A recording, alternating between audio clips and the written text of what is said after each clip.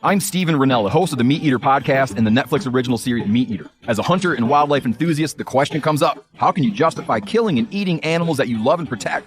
Well, that's part of what we wrangle with on the Meat Eater podcast, along with broader and often funnier discussions about living an outdoor life in the modern world. Listen to the Meat Eater podcast on the iHeartRadio app, Apple Podcasts, or wherever you get your podcasts.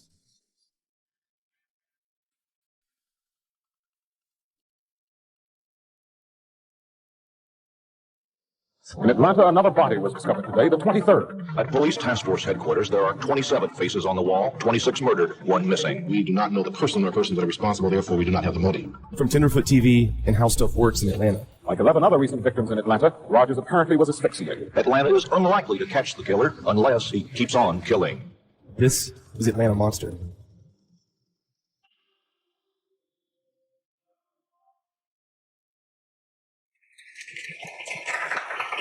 Such a great crowd. They're ready. It's 10 p.m. Do you know where your children are? We have kind of a young audience here. How many of you remember hearing that as a kid growing up? And did you know the story behind it? I know I, for one, kind of felt like it was strange, and I didn't really understand, but I knew it was bad, but I didn't know what the true story was behind it. And as we get in today, I'd love to hear kind of how you came together from your two sides of How Stuff Works and Tenderfoot TV to bring the story to life. Well, it actually starts with you guys, because was it email me first, or how does that work? Yeah, it was really weird. Believe it or not, we're in the same building in Atlanta, and we didn't know it.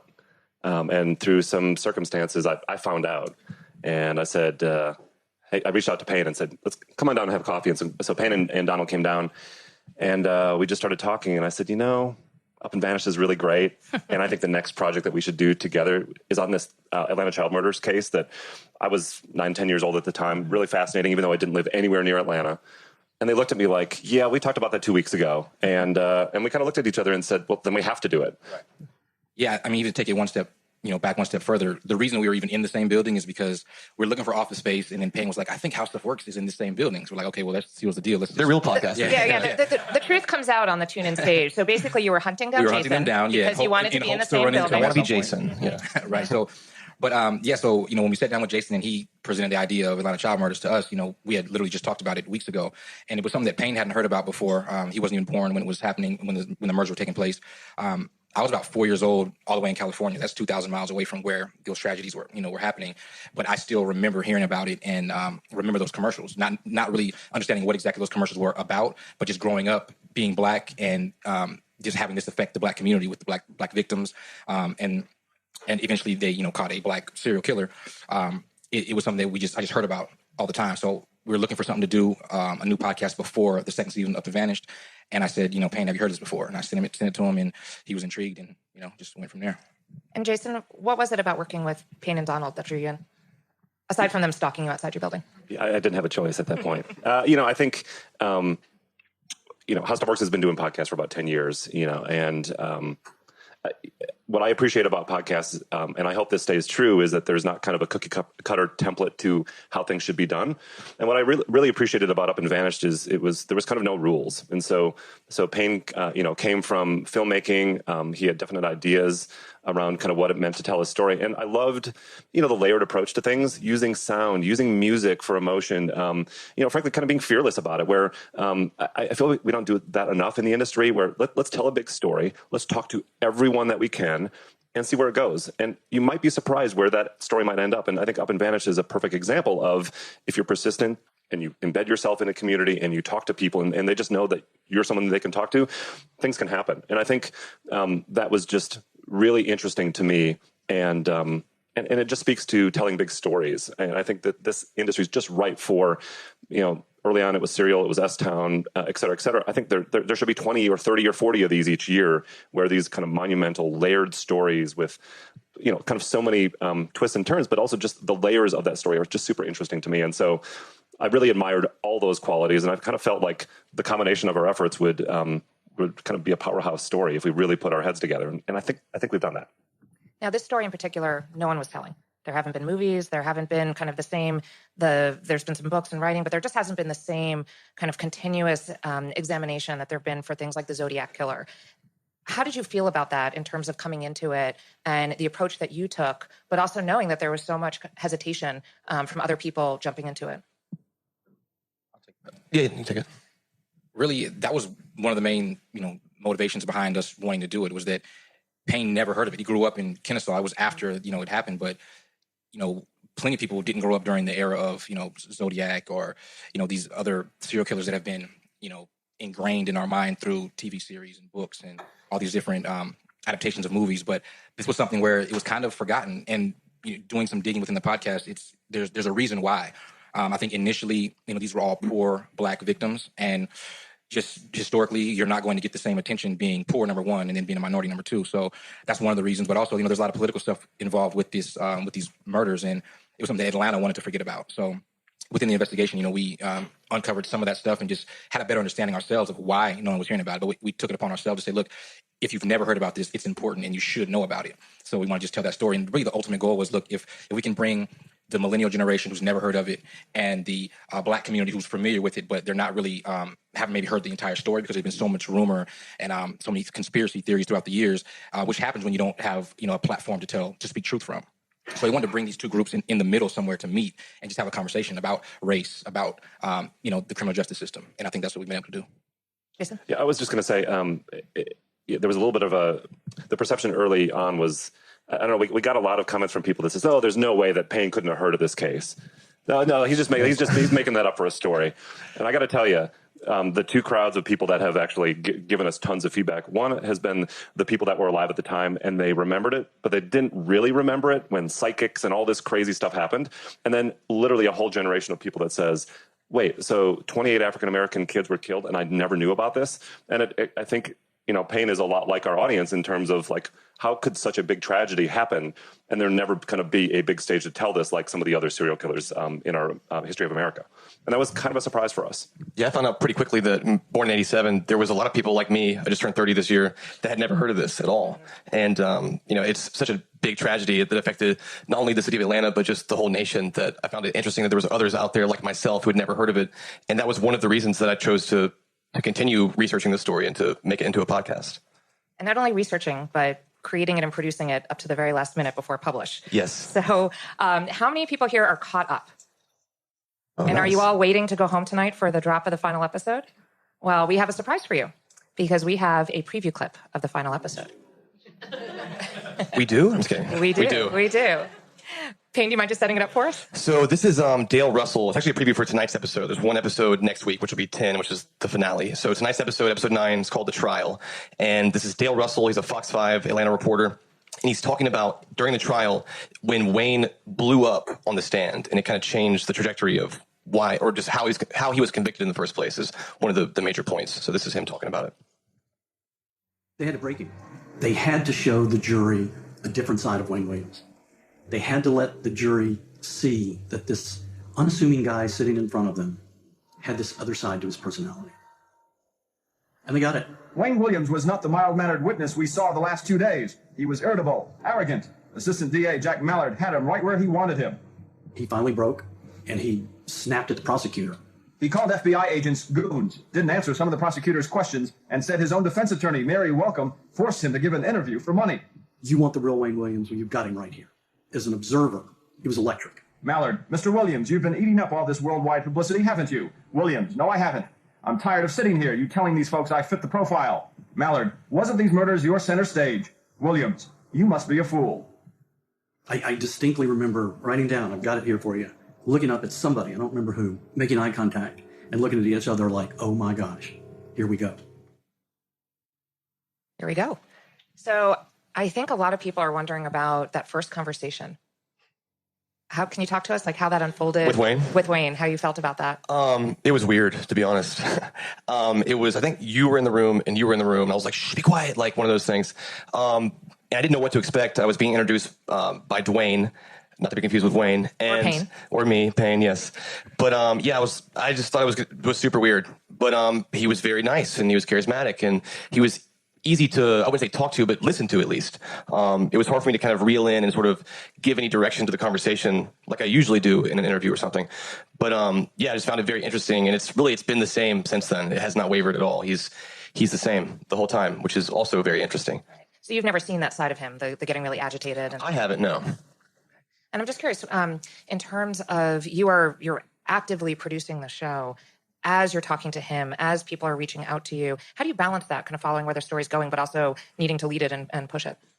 It is extremely difficult, to say the least. Actually, believe it or not, this is how difficult it is. On the way here, I was listening to episode 9 on my phone in the elevator to get here to make sure that there was no mistakes in it. And like that clip you heard this morning, I made that this morning, actually, in Atlanta. So like, this is not how you should do your podcast at all. Please don't do this to yourself. I agree with that. But if you do, call me and I'll try to help you out. But seriously, it's crazy because it opens the door to so many things because, you know, a lot of the findings we have and some revelations coming in episode 9 and 10 have been because the podcast got so big and allowed for us to find new things, new information, new people. So in a lot of ways, it's very helpful, but you still have to build a story arc and map it all out. And there's so many little technical things that make a podcast good. And you still have to do those things and they take a lot of time. So doing that and talking to Wayne in real time and going here and going there, it's very difficult. You have time for nothing else. And I'm sure that's a thank you to Meredith. Yes, thank you, Meredith, for putting up with all that. I was how many interviews? I look in Dropbox and I see all these interviews and all these files, and I was trying to count how many interviews with Wayne or clips. It's 30, 40, maybe more. What is it? I don't know. There was so many folders in there that I just made a folder that's called stuff that's less important. And I started dumping stuff in there that I was like, that's not important. That's not, because there's so many folders I couldn't even find like one thing. There's probably, as far as Wayne goes, at least 30 plus calls in there. And even some as recent as a few days ago. So it's, we're excited to kind of come to a conclusion. I know a lot of people while they're listening, they're like, what's the point? What are you doing? Well, the first point was, you know, have you heard this story before? Do you know all the details to even care about how this could end in the first place? And I think that we're there now, obviously. And so in episode 9, not to give too much away, we kind of explore, well, why was Wayne convicted in the first place? He was. So what are those bad parts of Wayne Williams, true or not? What convinced a jury that he was guilty? And then from there, we kind of end up in this new place for the first time. And we conclude it in episode 10. I don't want to give too much away, but that's where we are. I think this room really wants you to give too much away, but we won't. We'll stop. Like, what do you mean? Maybe after the microphones turn off. So I think what is so wonderful is to see how many people are listening, how many people you have now exposed to this story. How did you think about the audience that you were trying to reach, and how did that guide the decisions you made in either the production or how you released it? I think the production, you know, there's different sides of this, you know, and such a polarizing case, everyone picks a side and they stick to it. He's guilty of everything or he's innocent, he did nothing wrong. And you got to find out, how do you find an audience within there that's willing to even hear this story from a neutral perspective? And, you know, we did a couple of different things. I mean, I think Payne being the host, as someone who didn't experience it growing up, as someone who's a different race than the killer and the convicted killer and the victims, automatically opens it up so it's bigger than just a black story. Because I think it's important that everyone knows the story, not just one race or another. It's a tragedy that, you know, needs to be exposed. So in itself, how we were able to do it, I think, brought in a more broad audience. And then even from a marketing perspective, you know, we wanted to reach people who weren't traditional podcast listeners. You know, we did billboards in Atlanta. We did trailers, you know, visual trailers where we ran TV commercials of that trailer on TV One, just targeting a, you know, 40 and up urban audience. So, you know, we had to identify who we wanted to listen to this, and it was, you know, we kind of knew what that was, but we knew we had to figure out how to actually go get them. So we did some things that most people don't do when in podcast promotion. So I think it worked, and I think it left an impression in Atlanta. We knew that the people of Atlanta have heard this story, but they, you know, were intrigued and still interested in it. So the billboard just had the mugshot that if you were around, you remembered that mugshot, and that's what the cover is. So when that was up on billboards, so many people have come to me and said, "Oh yeah, I saw this on Spring Street or on Ponce," and it intrigued them to, even if they hadn't listened, it was on their mind to go and listen. Yeah, and those billboards were right in the same parts where actually a lot of these kids were found.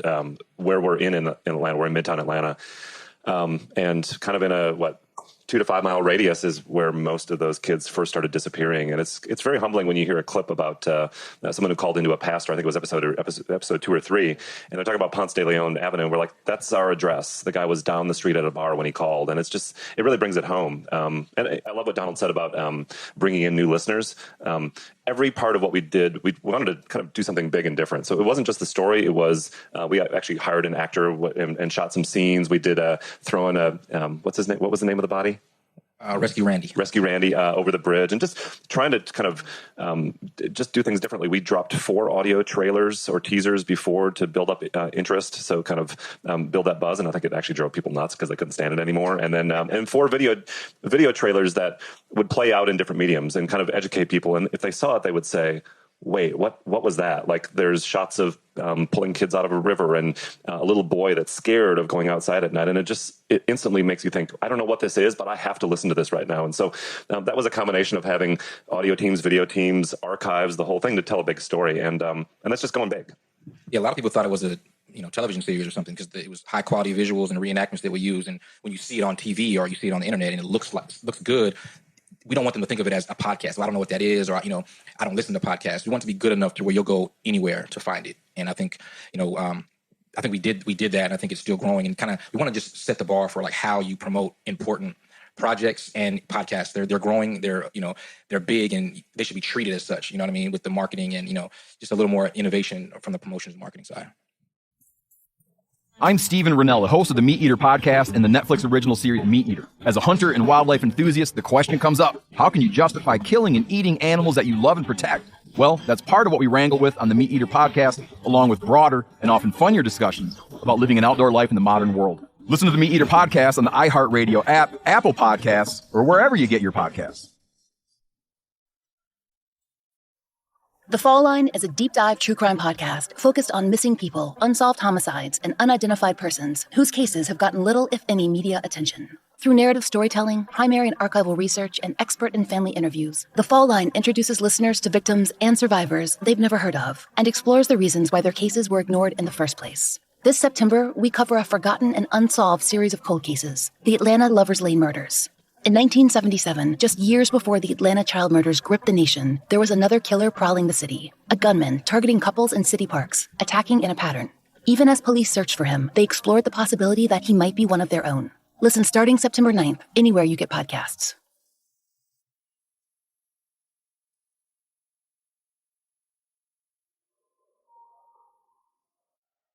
Now, you mentioned archives. Jason and I have a shared love of American history and primary source materials.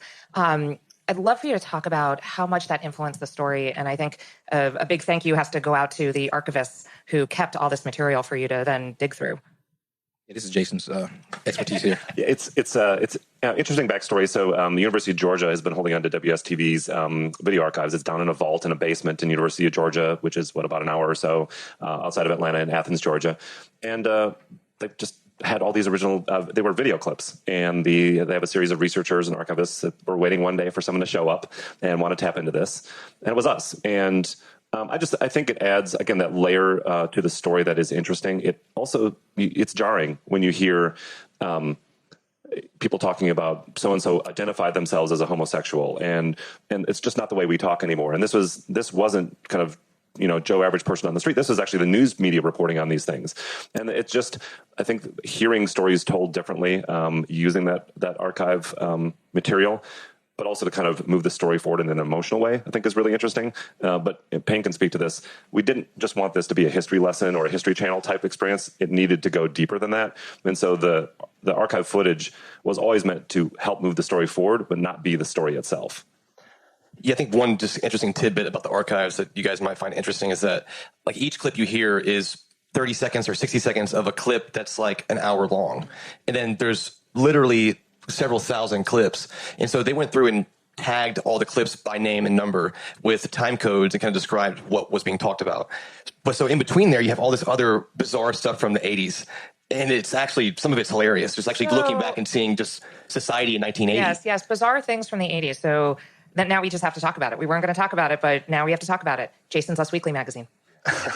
Another obsession. I'm a history major, so I get into this stuff. I mean, I talked about this on our special episode called The Vault, which is the fact that Wayne was just all over the media and kind of attached to this, and he did an interview with Us Weekly, which is kind of this salacious, dramatic magazine, and I got obsessed trying to find this, and so I searched the internet. It wasn't anywhere. I found it on eBay, ordered it, and got kind of 2 pristine copies of the 2 editions, and there it was. And it was kind of positioned next to old cigarette ads and liquor ads and kind of all this stuff. And I look at it and I can't get my arms around it and understand it. But it is another crazy layer to this case for sure. And I borrowed it from you, and you texted me and was like, "Do you still have the magazine?" I was like, "Yeah, I still have it." "Okay, can you bring it to me when you're done?" I was like, "Yeah, sure, that's fine." So full disclosure, I asked Jason to bring it today. I think he was afraid to have it leave his office. It's probably on his desk in a case. Don't lie, you brought it. It's in your pocket.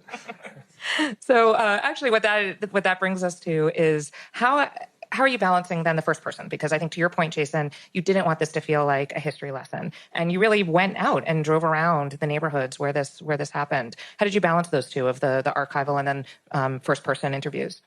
Well, to me, the history element of this is actually the most important part of it. But me as a listener, thinking objectively about this project, that would be boring to me. And so I wanted to bring new information and mesh the two together and tell a different story than just me playing archive clips for you and playing interviews of people just recounting what happened one time. I wanted to bring in new information, explore theories, but also stay true to the archives and everything else and all the racial bifurcations that are just so prevalent in the story, and just tell it the right way. And to me, that was sticking true to the history of it, because the history is important, but also bringing new information to the table. And what did you feel like you wanted to tell so far that you haven't been able to? Because you have done some of the extra episodes where you've delved into the side stories. Is there any stories still nagging at you?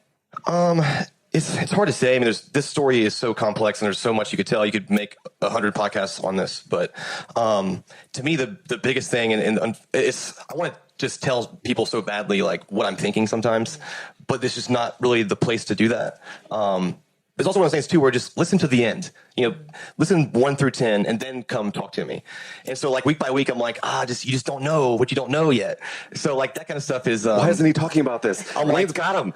Yeah, exactly. Stuff like that. We also can't really say tell people what we think, or Payne can't just weigh in on an opinion, because the next week he might feel differently. And we've changed positions on this thing several times. We have conversations, internally with our production staff, with Payne, and from week to week, we might feel differently. So it's important that even for us that, we're waiting to the end to really say, okay, we've digested all this. We know, what was left out. We know what we've covered in the podcast, and, how do we feel about this? But yeah, you have to wait to the end to really form an opinion.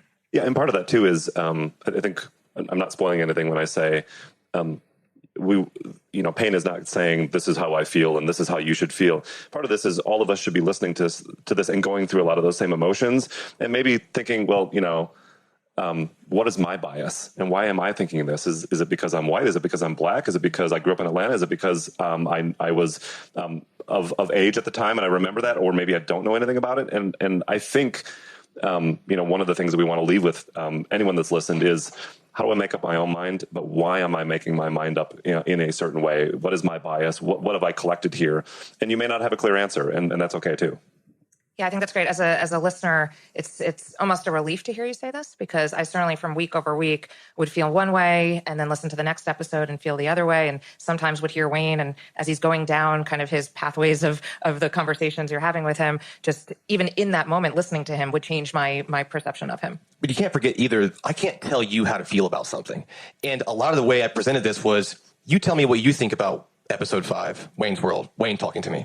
I'm not gonna tell you what I think. You tell me what you think. I'm going to put it out there. I'm not going to influence you at all. I'm going to make sure it's all there and the important parts are highlighted. But that's kind of what this is in a lot of ways, is what did you get from this? And you'll see very quickly, this is why it's so complicated. This is why people still talk about this. I definitely think that's why it's so compelling as a listen, because you do have to think through that, and you're pushing us as listeners to get to that point. I know that you've gotten some heat for saying you're not a podcaster, but I'd love to hear you kind of talk about that and how that impacts your storytelling. What does that mean to you? And is it this, being able to say, I'm just going to put something out there and let the audience react as they see fit? Yeah, I said I'm not a podcaster one time and people got mad about that. But what I actually meant, if you heard, was it Podcast Movement, the little thing I said? Yeah. But basically all it was is that I was scared to make podcasts before I made a podcast, because I didn't think that I fit in. And I still don't fit in that well, but it turns out that doesn't matter, actually. And that was the whole point. It's not that I don't like podcasters. If I didn't like podcasters, then me and Jason wouldn't be friends. But like, seriously, to me, it's just the whole labeling of things. People, have a problem with like, well, you're not a podcaster. Well, what are you? You're a filmmaker. You haven't made a film. It's like, why do I have to be labeled something? Why can't I just like tell stories and do stuff? In 2 years, if I'm doing something wildly different, am I still what I am today? Or am I just the same person? I'm just growing. So I just don't like the label thing very much. And the podcast label really, in all honesty, almost deterred me from making a podcast. I did not think that I fit in. That was not my thing. So why would I be good at that? Why would people listen to that? And it really, like, genuinely, I almost didn't do it because of just that. And I look back like, wow, that would have been really stupid if that's why I didn't do it. So I just choose to tell that story that way. So yeah, I'm still not a podcaster, people ask.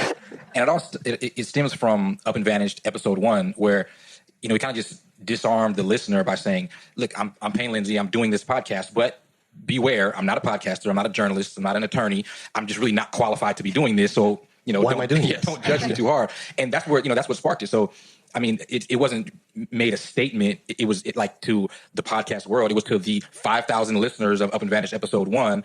And it just became, it just steamrolled into this bigger thing. And to be honest, when we first, we know each other through the music industry.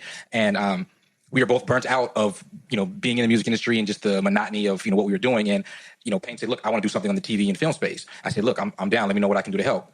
So Up and Vanished, the Disappearance of Terry Grinstead, was supposed to be a documentary. And then when we realized that it cost too much money for us to do a documentary by ourselves, he decided, let's make this a podcast instead. So the entire idea of us getting into a new field and doing some storytelling was about film and TV, not about podcasting. So I think that's another, reason why he describes himself that way. And I think this comes back to, Jason, you saying just looking for the big stories and really being able to jump into those and tell those in whatever medium it is. Yeah, I was saying this yesterday on a panel that I was a part of. I think I got this right, but I think it's been 1,343 days since Serial launched. You've been counting every day? Or I did my homework before I came here. It's on the desk with the Us Week. He has white chalk on his He's wall. like, One line one more for day. each. And total props to that show. It continues to be in the top 20 or top 30 on Apple Podcasts every single week. And so when you look at this in a positive way, you'd say, wow, that really is the starter kit for anyone that is new to podcasts. I think everyone's gone through that, right? Oh my gosh, Serial, you have to listen to Serial. Now it's Serial in S-Town. And I think that's been great to kind of get people in the door. But I think we need to tell bigger stories, and kind of the idea around Atlanta Monster was how does Tenderfoot and How Stuff Works kind of come together as cool, credible storytellers with different expertises and different voices and different disciplines, and kind of elevate in our own way one story that might be bigger and do things creatively. And we're starting to see more people kind of getting out there. And I look at the industry and I want to see more. And I think listeners do too. I think they're hungry for more, and we need to give them more. That's why everyone's talking about Atlanta Monster. I'm not trying to kind of say that we're awesome and we're promoting ourselves, but I think we fed them something they really wanted. I'll say you're awesome. How's that? Thank you. That's nice. So I'm actually hearing a lot of people say that Up and Vanished has now been their first podcast, that they hear about a podcast. And I feel like for a lot of people, Serial was that starter kit, but now I'm hearing Up and Vanished. How do you feel about that? That's pretty cool, because Serial is why I made a podcast, basically, because I would not have known what podcasting was if my friend didn't say, hey, ever heard of Serial? I was like, no, what's that? And then I started listening to Serial. And then so when I went to go make this Up and Vanished documentary, which was going to be a TV series at first, I was like, well, I really liked Serial, so I went to go look for other true crime podcasts to kind of see how it was made or what was out there, and I decided that I should make one. Donald? Yeah, I mean, that's the biggest compliment to me is when someone says, look, you brought me into this new space, never listened to a podcast before. Because I hadn't listened to a podcast until Up and Vanished episode 1. That was the first podcast I ever listened to. And then Payne was like, look, I hope man, before it published, right? probably right maybe a day before. Yeah. No, maybe probably, yeah. Yeah. But, and then the first thing Payne told me was, look, if we're going to do this and do it right, you got to go listen to Serial. So the second podcast I listened to was Serial. And then when it started to blow up, we said, okay, look, we now have a podcast business. So then I listened to Startup, which was a cheat sheet for how we're going to start up our own, podcasting company. So, this just goes to show you could have not be a podcast listener, never have made a podcast before. And, it's all about the storytelling and trying to tackle big stories and just telling them in a way that's compelling to the listener. And I think you shouldn't shy away from controversial stories, stories where, they're going to be polarizing to the listener. You have to really tell the big stories and it intrigues people and brings them in when they feel like this is something that I can't talk to everyone about. That's what podcasting really is. It's you and your earbuds, it's a private experience, and you want to try to bring that out to the larger community, and people obsess over it. They want to talk to their friends about it. Oh, you listening to Up and Vanished? You listening to Atlanta Monster? So that's what we want to hear, that, hey, I never listened to this, but it was so good and I heard about it so much that I wanted to come into the podcast, under the podcasting tent, just to listen to your podcast. So yeah, that's what I love about audio. It can go from being that really personal, intimate experience to then that very shared community. Exactly that. When you find someone else that's listening to the show that you love, you just cannot wait to talk to them about it. How do you build that connection with your audience? It's hard to say exactly, because I'm on the other end of it. I don't have the same experience as you have. Sometimes I wish I had that experience with this show or whatever show I'm working on, because you hear it so much, it's not exactly the same anymore. All the material is just not the same. To me, it's like, who in here makes a podcast or wants to? Anyone in here trying to do that? Okay, that's a pretty good amount. When we say like good storytelling, do you even know what we're talking about?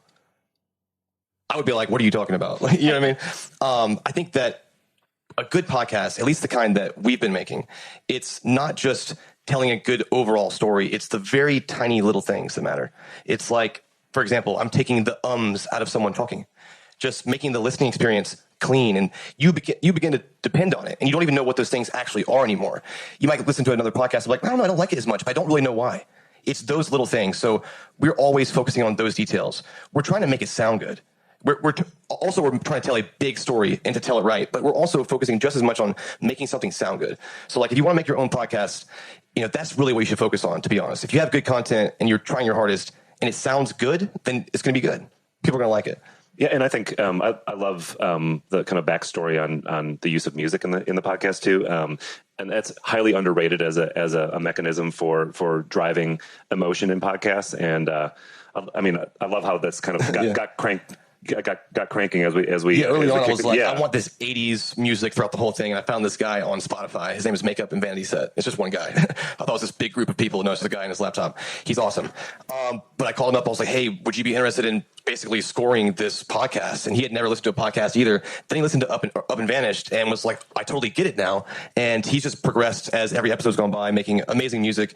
To me, I like that. I like being submerged in a sequence and just sort of being there in the moment. Some people don't like the music. I kind of like it. So that's why you always hear it that way. But, make what you like and just make it your best. That's pretty much it.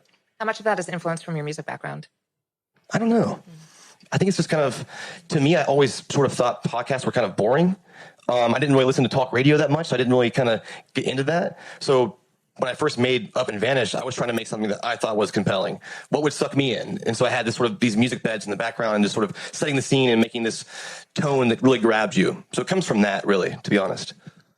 Yeah, I'd agree. I mean, Payne's music background goes back a long way. So he understands, production. He understands the timing, even when it comes to how interviews are edited and, how that 1 second pause or, those things make a big difference. Those things are huge. Yeah. So if you don't know why you like one podcast more than another, has a lot to do with the editing, the production. I think also, the music, like we talked about, but I think the relatability of the host plays a huge part in it, because you could listen to a really great story or a, interesting story, but the person who's delivering that story is just the language they speak isn't the language that you're understanding, how they phrase things. I feel like when I started listening to podcasts, and I felt like, is the host just trying to show me how smart they are by the way they're trying to tell the story? I just want to hear a good story. It doesn't have to be told from the perspective or from, you spent, days and weeks writing this one part to see, let me go in the thesaurus and figure out a better word to say here that makes me sound even smarter. It's like, just tell me a story so I can relate to it. And those are the things that, you like, why do I like this and not that one? Both could be good stories, but how is it relating to you? With Payne, he's like the audience when it comes to like, oh, I might go and knock on a door just like that. But the journalist or the attorney might not take that approach. They might say, oh, that's not the way we would do it by the book. But Payne is like, oh, okay, let me call this guy up. Let me record this call. So it's things that we would just all do as the listener if we were hosting our own podcast. So I think that's a huge part of it. So you're saying that I should buy a thesaurus, basically? Yeah, definitely. Got it. I was just going to say, there's a clip at the beginning, I think, is it episode 5? And it's a really frustrating 2-3 minute interlude of all the things you had to go through to actually connect with Wayne on the call. And, some people are like, oh, how could you do that? That is the prison recording. You know what I'm talking about? Episode 5, where you're like, okay, well, it's a little long. But you're like, I knew that. Yeah. But actually, to be honest, the whole thing took about 15 minutes, and that was about 2.5 minutes. And I kept trimming it down. I was like, this is a little too long, but I wanted you to be like, good grief, this is ridiculous. You don't hear that confirmation number? I was like, that's the longest number I've ever been read. Someone has to hear this. It reminded me of the old dial-up days when you're waiting for the modem to connect. Archaic sounding. Exactly. This is what you have to do. I thought it was intriguing. I was like, this is what everyone does when they talk to someone in jail. This is insane. Yeah, and then, I mean, not to get too intellectual about it, but wow, the prison system and everything about this bureaucratic nightmare is broken. And look what you have to do to just talk to someone. And just putting it out there for people to observe and frankly get a little frustrated themselves as they listen to it. That's the whole point. You there. That's the whole point. So you did go and knock on doors and show up at people's houses. How did you build the rapport to get them to talk to you? To be honest, I didn't really have one. I didn't think I did, at least. I just called people and said, hey, you don't know me. I want to talk, basically. But no, I mean, to be honest, it's a very tragic story. So depending on who you're talking to, you're always sensitive to who this person is and how they're related to this case and this story. You can't ever forget that. It's the most important part of this. So if you're always keeping that in mind and you're trying to be a people person and just find a way to relate to somebody, then most of the time it works. Jason? Yeah, I mean, don't let your own voice get in the way of someone being able to tell you a story. And I think, especially if you listen to episode 1, I think you're barely in that episode, and it's because, and that was intentional. Yeah, I mean, I've seen some press on this where, yes, we talk to FBI agents and APD officers and television anchors, but actually just talking, and of course, families of the victims and such. But also just people who grew up at that time, and listening to those people, I think is just super important. And it's just, hey, I grew up in this neighborhood and this is how I felt. And they don't have to be anyone that is of a high position in the city or were involved in the case. We just want to know how you feel. That's super important to just listen. Yeah, every single interview you hear, every single one. Meredith and I are both there in person for every single one of them. And I often intentionally just remove myself from it. So this person is telling their story. It's not my story. And I just think it sounds better that way. It's more natural. I'm not trying to be a part of the conversation with them. I don't know anything about what they're telling me. I'm hearing it for the first time, like you guys are, as they're telling me. So I'm not trying to, broadcast a conversation with somebody. I'm trying to ask the right questions so they can kind of take the stage themselves. And then what's your process of putting it together? Because now you were there for it, hearing it the first time. And then obviously when you're editing it, you're hearing it over and over again. How do you not get too close and actually kind of bring yourself back to that moment of hearing it for the first time? As you're listening to it, as you do the interview, you kind of go, oh, yep, that's pretty important, or that's a good part, or that's a really interesting line that has to go in there. So stuff like that, you kind of just try to remember that or take notes. But then when it comes down to the interview, you have to kind of go back and forth when you're editing, from going from thinking super objectively and like broad about it, and then being very hyper focused on one little thing about the way this actually sounds, not what the word means, but does this sound funky? Does this sound okay? And then, does this story chronologically make sense? And then should I interject myself here and give a little further explanation on that? Or should I just, put this here so it makes sense to come right after that? And the goal for me is the less narration that's needed, the better podcast edit it is. If it can go 5 minutes without me talking, that means that it all made enough sense for you to sit back and hear people just talking and what's going on. And I think that's pretty hard to do. So if you can do that, you're doing a pretty good job. Jason? Agree. Yeah, you agree? Yes. Okay, Donald and Jason agree. That's good. Yeah, no, that's the sauce is right there in the edit, and in not getting in your own way. The worst thing you can do is over talk if you're interviewing someone, because they could be about to say something great, and then you come bumbling all over the place and interjecting what you want them to say, or trying to get to the point faster than than the pace that they're going to get to it eventually at. So I think, just sitting back and letting people talk, and then, being able to pull those little things out. That's what. I'll ask a question sometimes, and I'll just sit there 5 seconds of like awkward silence with somebody, and I'm just like, and they're like, they always talk. And they just start filling the air with something because they feel obligated to. You know what I mean? It's like, it felt weird to me at first, just kind of someone's going to eventually sort of talk. It's not like a standoff. It's more like I'll just be waiting a little bit longer than someone else might be waiting. And then before I'm about to talk, they start talking. It's kind of like so that's actually a great negotiation tactic, just so you know. I just ruined it for myself. You can save that for later. Because it's not as easy as it sounds. I do some like pre-interviews where I'll just record a conversation with someone to see what are they going to give us, if Payne's going to talk to them or not. So I try to hear kind of what they've done in their interviews and mimic that strategy. And it's really not easy because you get into it. You want them to tell you what's next. You want a conversational. You don't want to just sit there and just not say anything. They're like, are you there? Are things okay? You want to be engaged enough and just find little moments like, yeah, absolutely. Just like be there with them in the conversation, but not talk over them or steer it too much. Yeah. It just takes practice pretty much. And I was going to say, part of How Stuff Works and Tenderfoot working together, I think our approach with creators is to kind of let them have the floor and let them do it their way. And so it gets a little hairy at the end as we're trying to put an episode to bed and all that stuff. And that's absolutely okay. But I don't, like I was talking about earlier about like there being a template for how you do a show. The last thing that we want to do is tell Payne and Meredith and Donald, like, this is the way you need to do the show, because this is the way that How Stuff Works has always done that show. And so it doesn't mean that we don't add, certain rigors and discipline about production and research and kind of all that stuff. That's why we're working together. But I stand firm in saying, like, we need to let creators tell their story, and every one of them can be completely different and have different personalities and that the whole thing. And that's the whole point, is like really letting them run. So episode 9 tonight, episode 10, which is the final episode. How do you feel about it wrapping now? Wow. I'm going to go to the beach or something. I feel it's been the longest feeling 10 weeks ever. I don't even know how I feel about it, to be honest. I'm still like in it right now, so I don't really even know. But I'm happy that people have liked this podcast and have learned a lot. And I was pretty nervous about this project because I knew it was big, and I thought that it was another thing that it was just too big for me. I thought that maybe I'm not the right guy for this. I actually thought those things before I did it, but I put a lot of effort into doing it the right way. And I think in a lot of ways it paid off. So, I'm proud of it. I think that the team, House of Works, Donald, Meredith, everyone at House of Works did a great job. And, I'm excited to see what comes next. I'm also excited to have a complete project out there, 1 through 10. And so, we can, with every listener I meet, I can have a full conversation about the whole thing. That's great. Yeah. And now it's time to actually talk to some of your listeners and open things up Sweet. for Q&A. Question in the back.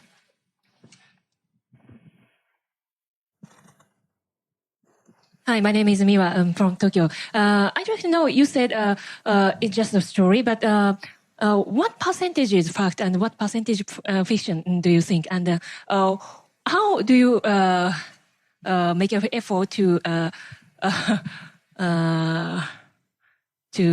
take fact? Mm-hmm. So all Up and Vanished and Atlanta Monster are both factual podcasts. I've never made anything up or staged anything or anything like that. So all the stuff you're hearing is legit and real. I like to take these real life moments and build them up to give you the same feeling that I felt when it was happening to me or anyone else on our team who was telling the story, or when we're going back in time to recreate a moment that happened somewhere else. So, it's all factual stuff, and we're proud of that. And just so happens that with both podcasts now, we've dug up some crazy stories, and we just choose to present them the way we do. So sometimes you might think this isn't real, but it is. So yeah, and there's another point to that, which is oh my gosh, down the conspiracy rabbit hole here. I have to tell you that most of the stories that we are actually putting out there, and even some of the stories you haven't heard, they've been talked about for 30 or 40 years, and we're presenting them back to the listeners. So this is actually why this case continues to be so confusing and I think so divided, is the fact that these theories, whether they were put out there by Wayne, whether other people in the kind of the connected universe of this case, the whole point is to actually say, listen, people have been talking about all these little elements for years, and here they are. Here they are. And again, make up your mind. That is not us with an agenda trying to push conspiracies. It is us actually pushing those, whatever you want to call them, up to the surface and presenting them to you, the listeners. Also, on the conspiracy conversation, I think we're not just pushing like a crackpot conspiracy theory that one guy thought up. If it's crackpot, millions of people actually believe that. So it wouldn't be authentic if we didn't present like crazy things that millions of people believe. So we're not pushing those, but it's our duty to kind of tell the truth about all these different opinions and what people actually believe, and then kind of break down, okay, why does this person think that way? And I think that's what hopefully we'll be able to do that through the podcast, where if you hear something that sounds crazy, we present what drove that person or these millions of people to think this way. Hi, I'm a longtime House of Works listener. There's a ton of new podcasts from House of Works right now, a lot of different than what they were before, so like Ethnically Ambiguous, Culture Kings, that sort of thing. I was wondering if you could talk about like the impetus or reasons why House of Works sort of decided to diversify a lot more. That's a great question. Thanks for being a supporter. I would say, we actually, as a company, I won't bore you with the business details, but we had the ability to raise some money that allows that podcast business to be its own standalone business. And frankly, a lot of our creative ambitions can now be realized. And so I think at last count, we saw something around 30 new shows in some level of production, where we only had about 12 to 15 shows total over the years. And so our North Star has always been around curiosity, and that will continue to be our core focus. But we're also just podcast fans too, and we want to cover lots of things like comedy and true crime and kind of fill those gaps. We're going to get into some fiction. We're going to get into some health and wellness and some other big categories. And we just didn't want it to be, just the same voices. I think if you look at a snapshot of our employees, they're starting to reflect the kind of shows that we have too. So we want more women. We want different types of across the board with diversity. And I think there's a hunger across each of those groups for more programming like this. So you're gonna see a lot more from us this year, and we're really excited about it. Are they all moving into your building? No, I mean, part of this is we're not going to be able to do every bit of this ourselves, and so we really want to work with the best creators out there. And I think Payne and Donald and Meredith and the Tenderfoot team has really got us thinking about how do we do our own stuff, but then how do we also tell stories that we could never naturally do by ourselves, and kind of go in places that we've never been. We had never done a true crime anything until this. It was a lot of shows that you guys are familiar with, and it was new to us and a little bit daunting. Time for one last question. Hi, my name is Lisa. Payne, I know you're trying to go to the beach, but I'm wondering what's next and how often you get approached by people with ideas and how you decide, what your next project is going to be. Well, what's next is Up and Vanish Season 2 before anything else, which will be a new case. And I've chosen the case, and it's not in Georgia. That's all I can say about it now. But it's going to come out summer, like late midsummer. So that'll be the first thing up. We're also working on Up and Vanish, the TV series on Oxygen, which we're really far in development on, and we'll be shooting some stuff in a couple of months. And so hopefully that'll come out within the year. And also some stuff with Atlanta Monster as far as possibly doing some visual stuff for that as well. And then there'll eventually be another podcast from me, Tenderfoot, in the same vein as these, possibly. There's also other arenas I want to jump into, or other genres, I should say, in the podcast world I want to jump into, some being fiction as well. So I don't really know what that other project is that you're talking about, but I do have some awesome ideas, and it's brewing right now. So hope that answered your question. Great. Well, thank you. Thank you, Payne. I know you've been traveling and trying to finish the last episode, so we really appreciate you being here. And it's done. 12:01 a.m. tonight. We're all going to tackle Jason on the way out to get his phone because it's on there. Thank you, Jason. This guy. Thank you, Donald. Thank you. This podcast is brought to you by TuneIn, which brings together all of the live sports, music, news, and podcasts you love. Original, live, and on-demand audio all in one place. Go to tunein.com/Atlanta Monster to download and listen.